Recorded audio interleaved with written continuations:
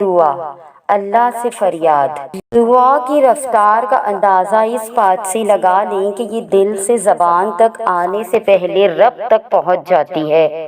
دعا ہر وقت مانگنی چاہیے، شفا ہر وقت مانگنی چاہیے، صرف بیماری ہی نہیں، حد سے بڑھتی خواہشات سے، کسی کے خلاف پیدا ہونے والے بغض اور حسد سے، اپنے دل کو درد آلود کر دینے والی سوچوں سے اور ذہنی سکون چھین لینے والے انسانوں سے۔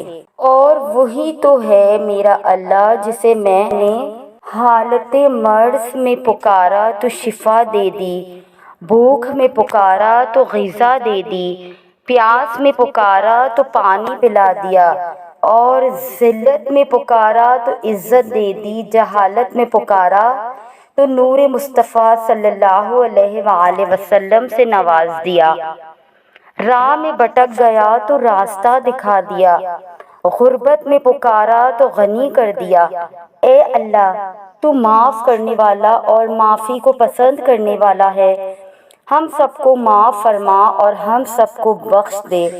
جب اللہ ہمیں اس چیز سے آزماتا ہے جس کو کھونے کا ہم سوچ بھی نہیں سکتے، تو پھر صبر کرنے پر اللہ تعالی ہماری مدد بھی جس کا ہم نے گمان بھی نہیں کیا ہوتا ان وسیلوں سے کرتا ہے۔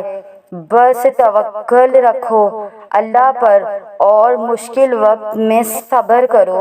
حضرت علی علیہ السلام نے فرمایا، جس خواہش کو تم اللہ کی راہ کے لیے رد کر دیتے ہو، وہ اسی خواہش پر راضی ہو کر اسے تمہارا مقدر بنا دیتا ہے۔ اس سے نا امیدی ہونا کیسا جو 70 ماؤں سے بھی زیادہ محبت کرتا ہے۔ اللہ کے سامنے اپنی بے بسی کا اظہار کیا کرے، اللہ کو بتایا کرے کہ ہم بالکل بے بس اور کمزور ہیں۔ جو درد آپ کو اندر تنگ کر رہا ہے، اس درد کو فقط اللہ کے سامنے آنسو میں بہایا کرے۔ جو الجھنیں ہیں وہ سب اللہ کے سامنے رکھا کرے۔ اے میرے اللہ، میں تجھ سے مانگتا ہوں ہدایت اور تقویٰ اور پاک دامنی اور مخلوق کی نامحتاجی۔ تو اللہ غیب سے وسیلے بناتا ہے۔ ساری دنیا اگر تمہیں مل کر مایوسی کی طرف دھکیلے اور تم اللہ پر کامل یقین رکھو تو وہ تمہارے لیے غیب سے وسیلے بنا دے گا۔ مومن کا عجیب معاملہ، حضور صلی اللہ علیہ وآلہ وسلم نے ارشاد فرمایا کہ مومن کا معاملہ بڑا عجیب ہے، اس کے ہر معاملے میں خیر ہی خیر ہے، اور یہ بات مومن کے علاوہ کسی کو حاصل نہیں۔ اگر اسے خوشی ملتی ہے تو وہ شکر کرتا ہے، یہ اس لیے کہ خیر ہے، اور اگر مصیبت آتی ہے تو وہ صبر کرتا ہے، یہ بھی اس کے لیے خیر ہے۔ دعا دستک کی طرح ہوتی ہے، مسلسل دستک سے دروازہ کھل ہی جاتا ہے۔ رویے عارضی ہوتے ہیں، رویوں کے پیچھے زندگی مشکل نہ کرے، کیونکہ منتوں اور ترلوں سے رشتے کبھی نہیں سنبھلتے۔ جو جانا چاہتے ہیں انہیں جانے کے لیے رستہ ضرور دیں۔ کوئی بھی شخص دنیا کا آخری شخص نہیں ہوتا۔ اگر آپ نے اپنی عزت نفس بچا لی ہے تو یقین رکھیں وہ نظروں کے سامنے ہوتے ہوئے بھی نظر نہیں آئیں گے۔ کچھ لوگوں کے لیے یہی سزا کافی ہوتی ہے کہ آپ ان کے سامنے ہوتے ہوئے بھی ان کی دسترس سے دور ہیں۔ زندگی کیا ہے لمحے کی خبر نہیں، دلوں سے بدگمانیاں نکال پھینکے، مسکرا کر سب سے ملے، نہ جانے کب کہاں زندگی کا سفر رک جائے۔ ہم آج ہیں اور کل تھے، ہو جائیں گے۔ اپنی ویڈیو میں آگے بڑھنے سے پہلے آپ سے گزارش ہے کہ جنہوں نے ہمارے چینل کی اس سے پچھلی ویڈیو نہیں دیکھی ہے تو پہلے وہ دیکھ لیجئے، اور ویڈیو پسند آنے کی صورت میں میرے چینل کو سبسکرائب کیجئے۔ سب سے زیادہ قریبی لوگوں کا وار سب سے خطرناک ہوتا ہے، کیونکہ وہ کم فاصلے سے کیا جاتا ہے۔ چیزوں کے آسان اور بہترین ہونے کا انتظار نہ کریں، زندگی ہمیشہ پیچیدہ رہے گی۔ ابھی خوش رہنا سیکھیں، دوسری صورت میں آپ کا وقت ختم ہو جائے گا۔ اے اللہ پاک، وہ معاملات جن میں ہمارا اختیار نہیں، جہاں ہم بے بس ہیں، ان میں ہماری مدد فرما اور ہمیں اکیلا مت چھوڑ۔ اپنی زندگی میں ہر موڑ پر اپنے اللہ پاک سے مدد مانگتے رہیے۔ بعض اوقات چھوٹی چھوٹی باتیں بھی دل کو بری لگ جاتی ہیں، اس وقت سارے بڑے غم بھی یاد آ جاتے ہیں۔ کہنے والے کہتے ہیں کہ ایسی چھوٹی چھوٹی باتوں سے بھلا کون روتا ہے، جبکہ یہ چھوٹی باتیں تو محض بہانہ ہوتی ہے۔ بڑے غموں کو چھپانے کا بات احساس کی ہوتی ہے۔ انسانوں کے احساسات کو سمجھنا ہر کسی کے بس میں نہیں۔ غم خاص پر کبھی چھپ رہیں، کبھی رو دیے غم عام پر۔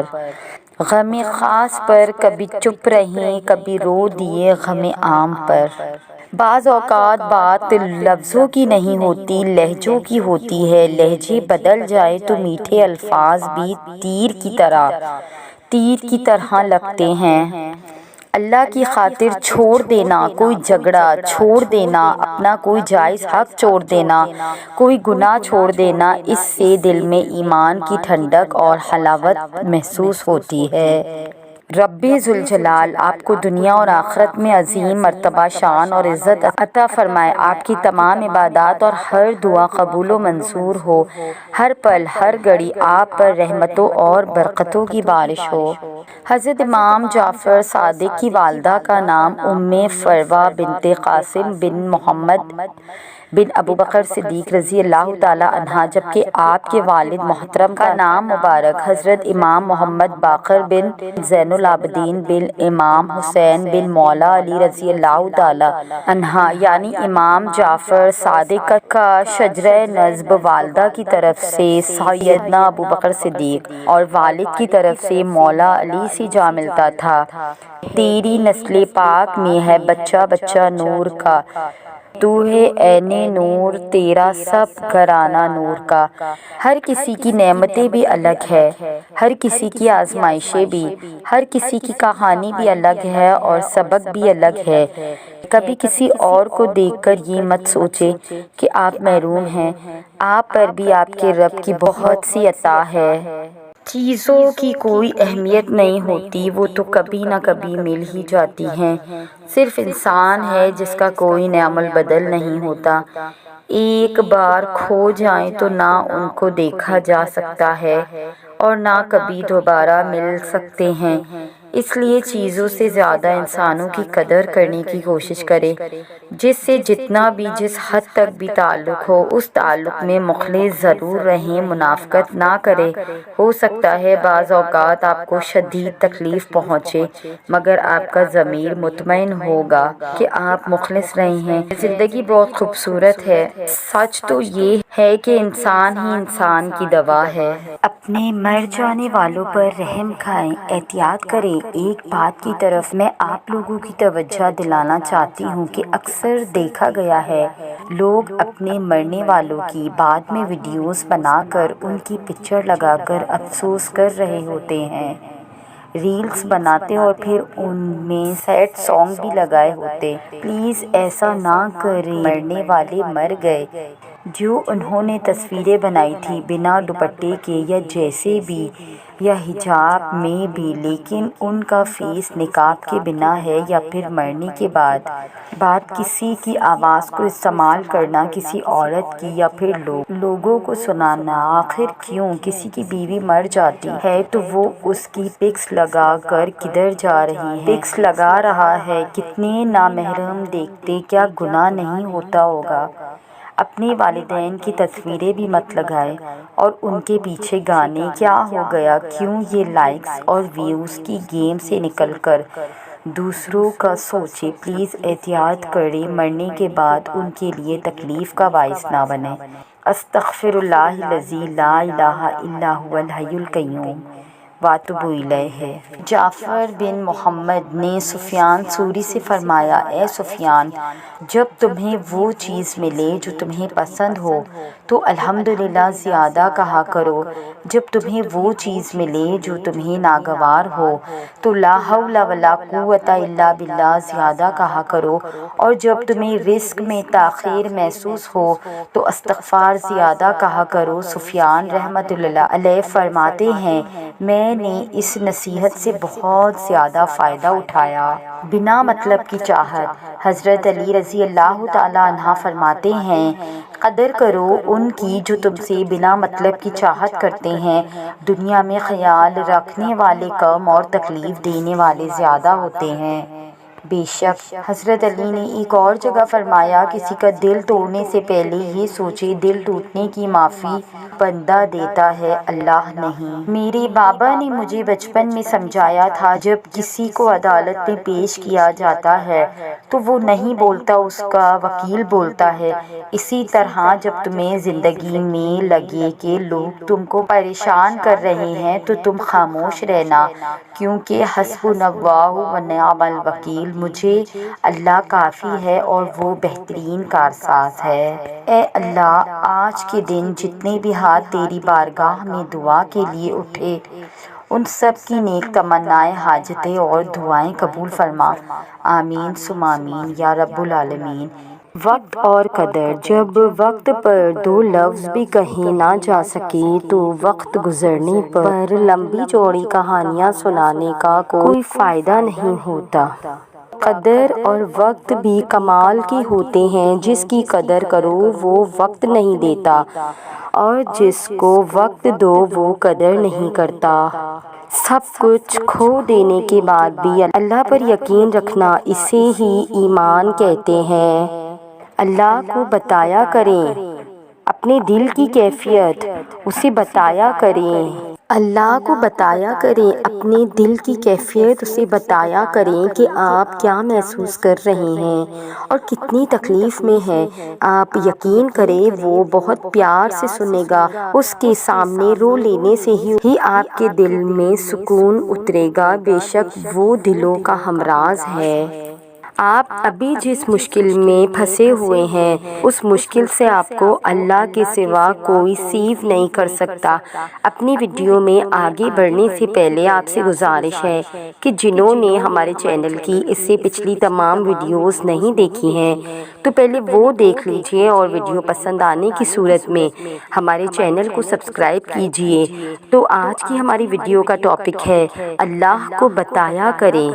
اللہ کو بتایا کریں اپنی تمام پریشانیاں، تو پھر ادھر ادھر کیوں بھاگ رہے ہیں آپ؟ ٹھہر جائے یہیں، رک جائے یہیں۔ جس مدد کی آپ کو تلاش ہے وہ بھاگنے سے نہیں، اللہ کے سامنے سر جھکانے سے ملے گی، اور یہی غلطی تو پہلے بھی آپ سے ہوئی تھی۔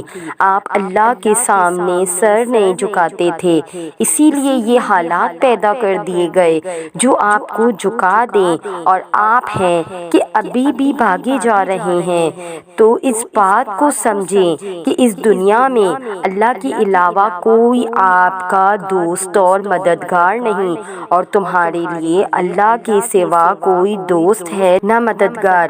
ایک قرآن حدیث ہے، وَمَا لَكُم مِّن دُونِ اللَّهِ مِن وَلِيٍّ وَلَا نَصِيرٍ، اور تمہارے لیے اللہ کے سوا کوئی دوست ہے نہ مددگار ہے۔